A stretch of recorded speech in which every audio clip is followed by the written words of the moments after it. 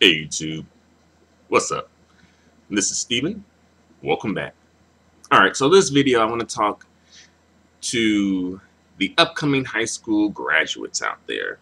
You know, I'm pretty sure you guys are more or less finishing up, the first semester of senior year, and you're preparing for second semester as well as your final year of high school and preparing for what you're going to do after you graduate from high school.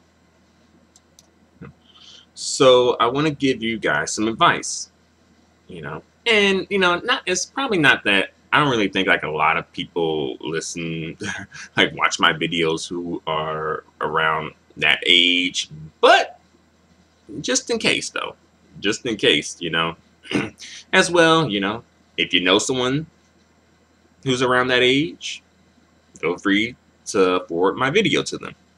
All right, let's get into this though. So there's going to be like a lot of different, there's a few options that you have as a high school graduate, right? The option that is most promoted is go to college, go to like, a 4-year college and get a degree. That's the path that's most promoted in schools, right? And it's not necessarily a bad path, but it's not a path that's for everyone. So if you feel like it's not for you, then it's okay. If it's not for you, you can do other things. You can try out other paths, like perhaps the military. I know some people have some issues with the military, right? Especially from, a racial standpoint, because, again, this more so I'm addressing black high school graduates. But, the advice that I'm giving can pretty much go for anybody. But again, geared towards the black high school graduates, though. Again, I know that some people have some issues with the military, and I can understand those issues, but let's be real, like, especially if you're coming from a working class situation where, the resources just aren't there for you to do certain things. The military is a good option for a lot of people. Yeah, and as well, the military will go on with or without your participation. Let's be real about that, right? And also, let's be real that if you're a United States citizen, as well as living in the United States, you do benefit from what the military does. All right. It's messed up. Now, I understand where you're coming from, but we got to be 100% real about this. All right. So military, that's an option. I have a cousin who did that option actually. And, he, as far as I know, is having his education paid for by the government, which is pretty cool, right? So that's an option that you could consider, And as well, I know some high school graduates from my graduating class who went on to do that too. Another option that you can consider is trade school, right? I feel like that's an option that's not promoted enough, but trade school, it's really inexpensive. Usually, usually trade schools are public schools. Really inexpensive. The programs are short, between 1 and 2 years, and you may even do like a practicum or internship within your program. But even if you don't, you're usually trained to do a specific program. So when you graduate, you can go pretty much straight into the workforce and do the job because you've been trained for about, between 1 and 2 years, probably like 18 to 24 months, But again, it depends on the pace that you go, because some people go full-time and some people go part-time. So it kind of depends on you. But, full-time, you probably do it within, 2 years max, right? And it doesn't, the cost of the program is really cheap, really inexpensive in comparison to, the universities, right? It's not something that's going to break your bank and have you in debt for years to come, right? And as well, especially if you're not kind of like that academic type, but still want to get some training, hey, go for it. I really think that that is a great option that sometimes is not really considered, or perhaps swept under the rug or overlooked, because people may feel that the university is more prestigious, right, versus the trade school, which is not prestigious. But I'll say that the trade school is more practical than the university, depending on what you actually are studying. But typically, the majority of university programs tend to not be extremely practical, or at least as practical as trade school, vocational school. So, consider that an option. Especially just you can. I know in the area that I live in, they have they wind up building a campus within walking distance of where I live.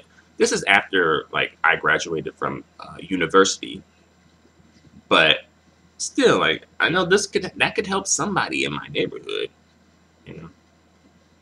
And also, depending on your income level, you may be able to qualify for the grants, Pell Grant, which will probably cover all or the majority of your costs. So you may be able to do the program for little to no money, honestly, because it's so cheap and the government grant is covering, right? And it's based on your income level. So you don't have to be like a superstar academic student, to get it. You just have to show that you need it, right? And another option is to go directly into the workforce. That's an option. And, for me personally, I went into the workforce while I was in high school, but I also worked throughout college too. So I kind of did a little bit of both. But this particular option, from where I'm coming from with it, is more like go into the workforce without going to school. And this is probably pretty good if you perhaps had a job in high school and want to continue working that job after high school. And that may work for some people, especially if they already have a job and are already established with a company, and they can be possibly hired on full time and start earning money, a decent amount of money, right out of high school.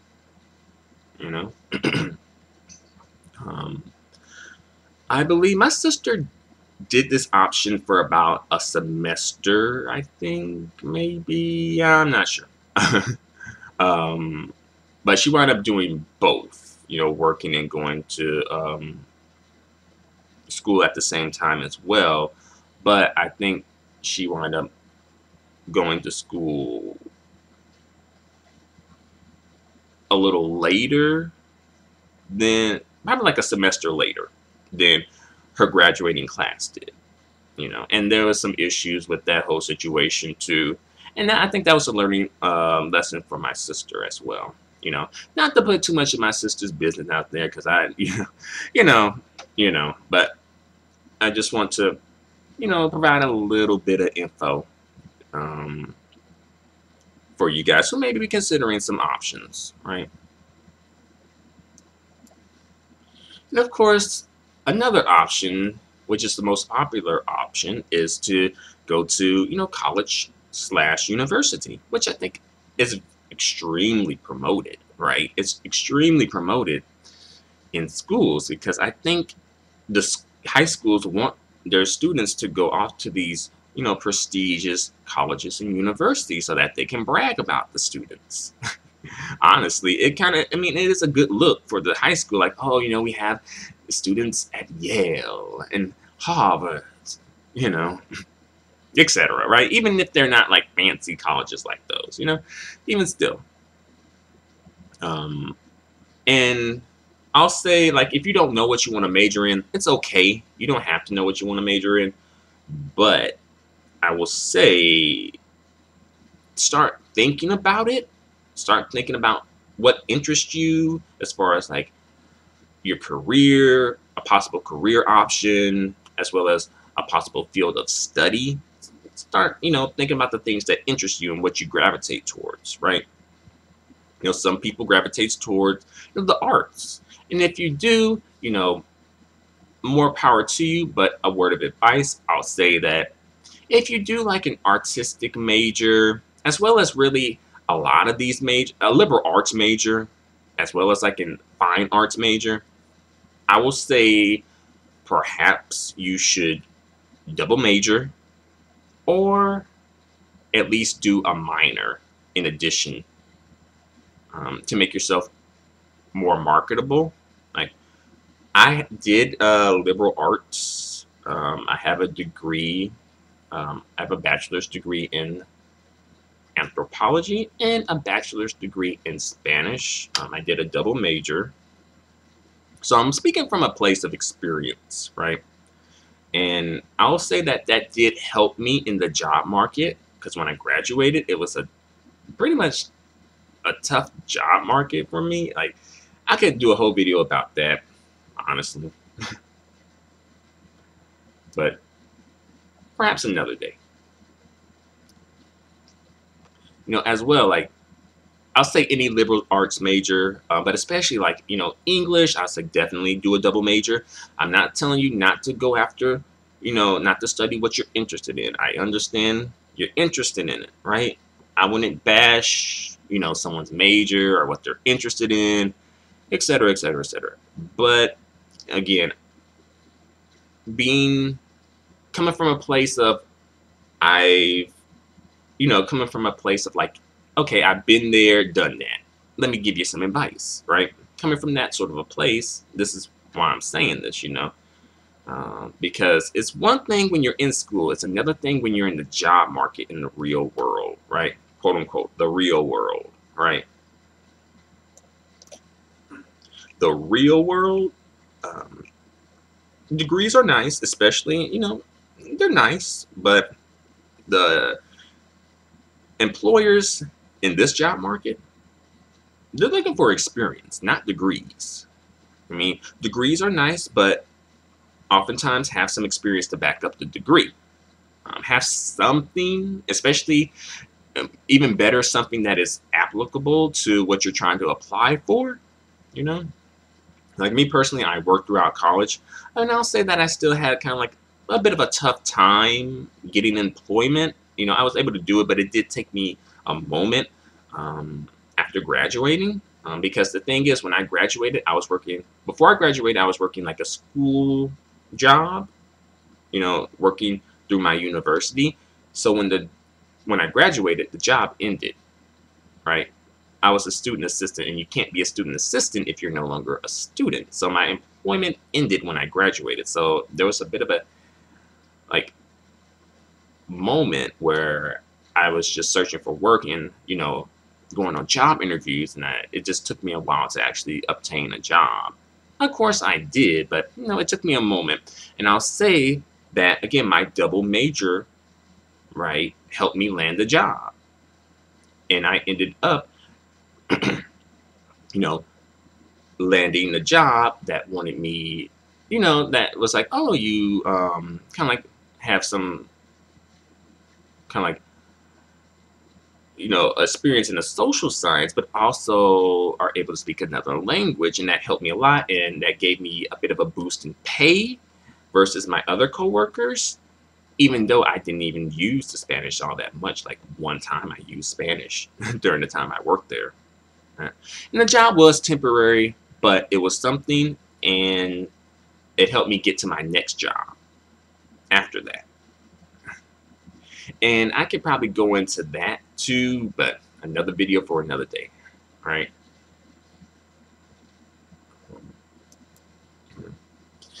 And I forgot to mention this before when I was going through some of the things that you can do for school, but if you are working for a company that offers you tuition reimbursement, take advantage of it. Like some people work for like UPS, and they offer like up to $25,000 in helping, that you can apply towards education. You just have to, they'll reimburse you for the amount you pay in your tuition. Like that's a good program that people don't really know about. I didn't know about that program. If I did, I probably would have tried to work for UPS.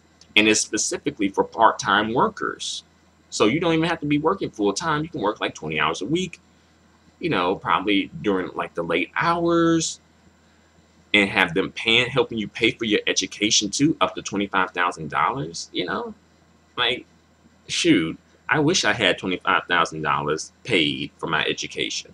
Well, perhaps I did. I don't know, but that definitely would have been a good help for me, right? And as well, I think Target and Starbucks does something similar to that too, right? Again, these are programs that you don't really know about.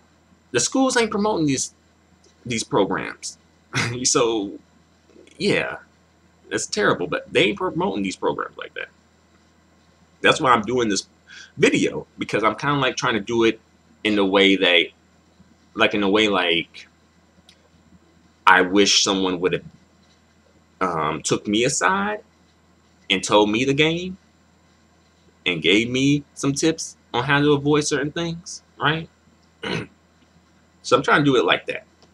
Also, one thing to keep in mind, well, a few things, but another thing, be careful of the amount of money that you borrow. Student loans can be the devil if you don't use them correctly and in a responsible way. There's some people who are like, who borrowed so much money that it's like, okay, are you paying on a house? Like, are you paying on like a couple of high-end automobiles? Like a lot of money. Like some people, like they just don't keep in mind, like you have to actually pay this money back, right? Like, I'll keep it real. I got student loans. I ain't got too bad, Ultimately, I think I got a bargain for it. Having, being able to obtain 2 degrees for the amount of money that I borrowed to get the 2 degrees, right? And again, like I kind of did like a combination of things, like I borrowed money, the grants, scholarship at one point or another. So I did a combination of things, but the majority of it, I believe, did come from student loans, right? So please, please, please, please, and this is something that especially is important for Black people, right? Like, I don't want to, make it seem like I'm kind of like bashing Black people or talking down on Black people, but I think sometimes when it comes to Black families, like financial literacy isn't taught in the household as much. Like a lot of people tend to not really know much about finances, so when it comes to like,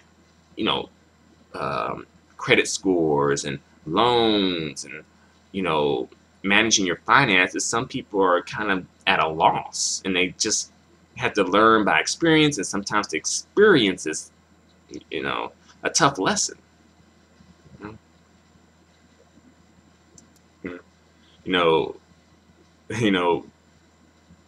all can't be Boyce Watkins children, that would be a good, like all of our parents, a lot of them ain't on that Boyce Watkins tip, to be honest, okay? And it's okay, but it's just, again, something, let's just keep it in mind. And I'll say that I did keep it in mind, not as much as I should have, but I did keep it in mind, at least to a point, right, about the money that I borrow, because you do have to pay it back, and you can't, get rid of the debt in bankruptcy. As well, you have to sign a promissory note too. As well, you probably have to take, pretty much you can't get out of not paying it unless you have like a extremely good excuse or situation that would warrant that. Like you have to show them that you are pretty much just, you probably have to be like this, like permanently disabled, and you have to get out of it is a very, very tough sell, right? Most people cannot get out of it, right? So that's something that's going to follow you throughout your life, especially if you can't pay it back. And And some people going on to grad school with the debt that they accumulated from undergrad, accumulating more student loan debt, right? And I could do a whole video about that too. um, but yeah, it's just like, eh. Like personally, I see it like I got once. I can't get got twice by the same trick. That no, it's like fool me once, shame on you, right? Fool me twice, shame on me. Okay, you ain't don't fall for the same trick twice, right? But a lot of people do. Like they go to undergrad, accumulate debt, right? Go into the workforce, can't find a job. Then it's like, well, what should I do? Go to grad school? Okay. Then go to grad school, accumulate a lot more debt, go into the workforce, can't find a job. Plus, you have this big old student loan payment that you got to start paying on, right? And they really set it up for you to kind of like, it's almost like a little too easy to get the money, honestly. And I feel like this may end up turning into a situation that the housing market turned into, where it just crashes. I could see that happening. And then it's going to be like really tough for a lot of people to get student loans. I could see that happening. Yeah. But before I go, there's one more thing that I kind of want to speak on, which is what you can do to kind of like set you up after, so like once you graduate, you'll be in a good position where you can kind of like perhaps not have to spend so much money on college, particularly the colleges and university type colleges versus the trade schools. One option that you can do that is heavily promoted is, advanced placement courses, AP courses. You can do those, and you take the course for a year, perhaps a semester, and then you take a test and you make a certain score, then you'll receive college credit for the course. And it kind of depends on the college that you're going to, but typically a majority of colleges accept AP test scores. I know like the upper level colleges, like the Ivy Leagues, they tend to accept it, but they give you like 1 credit for it. Versus other colleges that'll give you 3 credits for it if you make an appropriate score on it. And that option is promoted a lot in school because the schools get kickbacks. Like they get money for the amount of students they enroll in these programs, right? They get money for that. And it's through College Board. College Board is the organization that, does the SATs as well, like puts together the SATs. It's from them too, right? Another option that is not so heavily promoted, in fact, I don't really hear about it that much, is I'll say let's go for the next one, CLEP, the CLEP test, College Level Examination Program, right? This is similar to the AP courses, but the thing is with CLEP tests, you don't have to take a class. You can just take the test. So you do independent study, and you study for a while, and then you take a test. If you score a certain score on the test, if you score high enough, a lot of colleges will grant you credit as if you took that course for a whole semester. I'll say for CLEP, make sure that your college accepts CLEP before you invest into it, but I did CLEP. I personally have done CLEP. I did AP too. I didn't make a good score though. I did 1 AP class. And also on that AP thing, I know like for a fact that they get money for that, because when I signed up for an AP class, but I wanted to drop it and switch it for another class, I had to go to speak with the principal of the school. Usually I could do that through the guidance counselor. But for the AP classes, they made me speak with the principal. All right. So you know what they own. All right. You know what they own. And as far as CLEP tests, I did CLEP. I did. I was able to earn a total of 15 credits. So when I entered college as a freshman, I entered with an advanced standing. So I pretty much had a semester's worth of credit to my name before I even set foot on a college campus. All right. So, and this is an option that people do not know about. I don't know how I found out about it. I don't remember. But I think it was because of my personal research. No school guidance counselor told me about it. None of, my peers, my parents, no. My siblings, no. Like, I don't think anyone knew about it, honestly. Perhaps the guidance counselors, maybe. But yeah, it's just something that folks just don't know about. But yeah, I was able to earn credit in microeconomics, macroeconomics, sociology, and Spanish. I earned 6 credits in Spanish and 3 in the other, so like a total of 15 credits. You know, in the CLEP test cost about $85 to take, and compare that to college tuition, that's pretty cheap. Honestly, that's pretty cheap. That's a bargain, right? And also the time that I saved, the time and the money that I saved. Come on, you know. But again, like, people don't know about a lot of this stuff that I'm talking about, though, right? Like, why? Why? You should know about this. And the thing is, CLEP is through College Board too, right? The same organization that does the AP and does the SATs. The schools promote the SATs and the AP courses, right? They promote the SATs and AP, but they don't promote CLEP. Why don't they? Because they don't get no money for it. They don't get the kickbacks from it, right? That's why. And another option that I would say that you could take advantage of is dual enrollment. Again, this is something that is not promoted a lot. I had a cousin, and he did dual enrollment, and it seemed to work out pretty good for him. Dual enrollment is pretty much when you take a course at like a college, like when you're in high school, right? You take a course at a community college or a college or university, Usually it could probably be a community college. It probably should be. I say take it at like a community college, right? Let's say you take a course at a community college and you take this course and you do well on it. You get double the credit. You get credit for high school credit, but also college credit too, right? Dual enrollment, right? Again, this is not promoted. You don't really hear about it that much.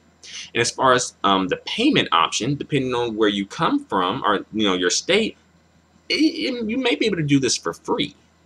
And if not, it's a community college, so it'd probably be at a pretty reasonable price.